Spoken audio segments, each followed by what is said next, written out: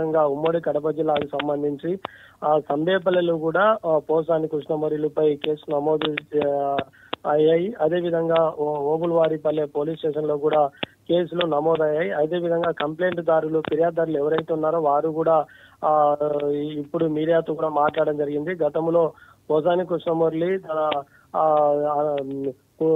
అంటే చంద్రబాబు పైన పవన్ కళ్యాణ్ పైన అనుచిత వ్యాఖ్యలు చేయడము, మరి దానికి సంబంధించి వాళ్ళు ఫిర్యాదు చేయడం, ఆ యొక్క కంప్లైంట్ దారి ఇచ్చినటువంటి నేపథ్యంలో వారి యొక్క ఫిర్యాదు మేరకు పోలీసులు నమోదు చేయడం జరిగింది.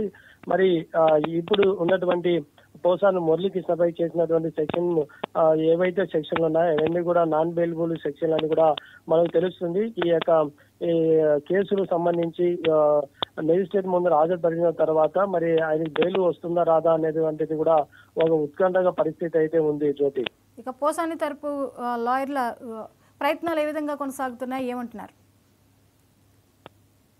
ఇప్పటికే మరి అంటే ఉమ్మడి కడప జిల్లాకు సంబంధించి వైఎస్ఆర్సీపీ నాయకులు మరి స్పందించడం జరిగింది. అంటే రెడ్ బుక్ లో ఎవరైతే ఉన్నారో మరి డిప్యూటీ సీఎం మాజీ అంజాద్ బాషా కూడా, అదేవిధంగా రైల్వే కోర్ నియోజకవర్గం మాజీ ఎమ్మెల్యే కొరమర్ల శ్రీనివాసు ఇప్పుడే మీడియాతో కూడా వారు మాట్లాడడం జరిగింది. అయితే వైసీపీ లో ఎవరైతే ఉన్నారో వారందరినీ కూడా టీడీపీ గవర్నమెంట్, జనసేన మరి ఉమ్మడి కూటమి అంతా కూడా టార్గెట్ చేయడం జరిగిందని కూడా వారు చెప్తున్నారు. అయితే లాయర్లు కూడా మరి ఈ కోర్టులో హాజరుపరిచిన తర్వాత వాళ్ళు పోలీసులు చేసినటువంటి ఏవైతే కేసులు నమోదు చేశారో వారిపైన కూడా వారు వాదించేటువంటి అవకాశం ఉంది. మనకు ఉన్నటువంటి సమాచారం మేర వరకు అయితే ఈ సెక్షన్లు ఏవైతే నాన్ బుల్ సెక్షన్ల కింద పెట్టారో అంటే 352 అదే విధంగా మరి 2111 RWS 5 BNS యాక్ట్ 2020 ప్రకారం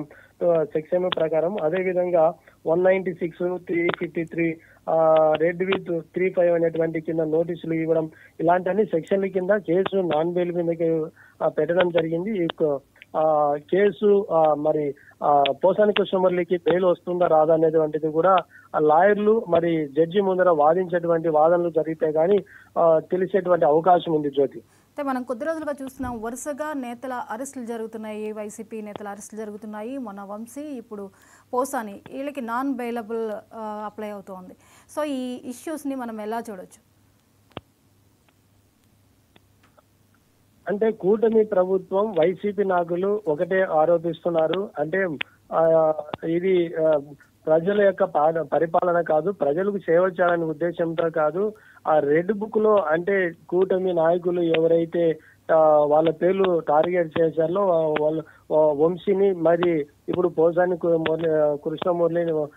మురళిని కూడా అరెస్ట్ చేయడం, కూడా మిగతా వారిని కూడా అరెస్ట్ చేస్తారు. వీళ్ళంతా కూడా ఒక ప్రజలకు సేవ చేయడానికి కాదు, ఒక టార్గెట్ పెట్టుకొని వైసీపీ నాయకులందరినీ ఒక్కొక్కరిని కూడా అరెస్ట్ చేస్తూ వస్తున్నారని చెప్పి కూడా వైసీపీ నాయకులు అంటున్నారు. ఇప్పుడు కొద్దిసేపు మాత్రమే మాజీ డిప్యూటీ సీఎం అంజాద్ బాషా కూడా బహిరంగ మీడియా కూడా ఒక వీడియో రిలీజ్ చేయడం జరిగింది. కొరమూర్ల శ్రీనివాసులు కూడా ఈ లోకేష్ యొక్క రాజ్యాంగం, చంద్రబాబు పవన్ కళ్యాణ్ యొక్క రాజ్యాంగం నడుస్తుంది, ఇక్కడ ఎవరైతే వైసీపీకి ఉన్నారో, ఎవరైతే వైసీపీకి అనుకూలంగా